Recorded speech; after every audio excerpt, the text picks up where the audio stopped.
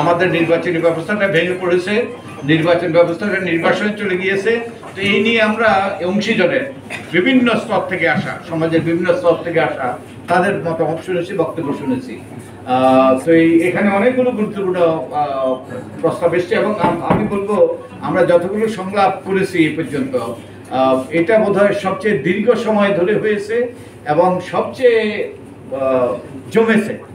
ওকে, সবাই না হলেও অনেকে মন খুলে কথা বলেছেন এবং খোলামেলা বলেছেন অধিকাংশ ক্ষেত্রে, এবং এটা আমাদের জন্য কাজে লাগবে। যেই বিষয়গুলো এসছে, যে অনেকগুলো বেশি এসছে, যেমন যে না ভোটের বিধানের কথা এসছে, তারপরে যারা নির্বাচনে অপরাধ করেছে তাদেরকে শাস্তির আওতায় আনার কথা বলা হয়েছে, তারপরে যে কোনো রাজনৈতিক দলে যেন উড়ে এসে জুড়ে বসতে না পারে, বসন্তের কুকিল হয়ে যেন মনোনয়ন না পায়, এগুলোর কথা এসছে। আমাদের সিস্টেমটা ভেঙে গিয়েছে, এই সিস্টেমটা পরিবর্তন করতে হবে।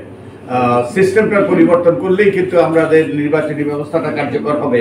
তো এইরকম অনেকগুলো প্রস্তাব হচ্ছে। নির্বাচন কমিশনকে শক্তিশালী করতে হবে, ভোটার তালিকায় প্রবাসীদের অন্তর্ভুক্তি নিশ্চিত করতে হবে, সর্বোপরি সুষ্ঠু নিরপেক্ষ নির্বাচন নিশ্চিত করতে হবে, যার মাধ্যমে জনগণের প্রতিনিধিরা শাসন কার্য পরিচালনা করবে জনগণের স্বার্থে এবং জনগণের কল্যাণে। আমাদের কাজ হলো নির্বাচনী ব্যবস্থাটা ভেঙে গিয়েছে, এ ব্যাপারে অংশীজনের মতামতের ভিত্তিতে আমরা কতগুলো সুপারিশ করা, সকলের মতামতের ভিত্তিতে আমরা কতগুলো সুপারিশ করা, যার ভিত্তিতে আমরা আশা করতে পারি যে হয়তোবা নির্বাচন ব্যবস্থাটা আমাদের পরিচালিত হবে, যার ফলে সুষ্ঠু নিরপেক্ষ নির্বাচনের পথ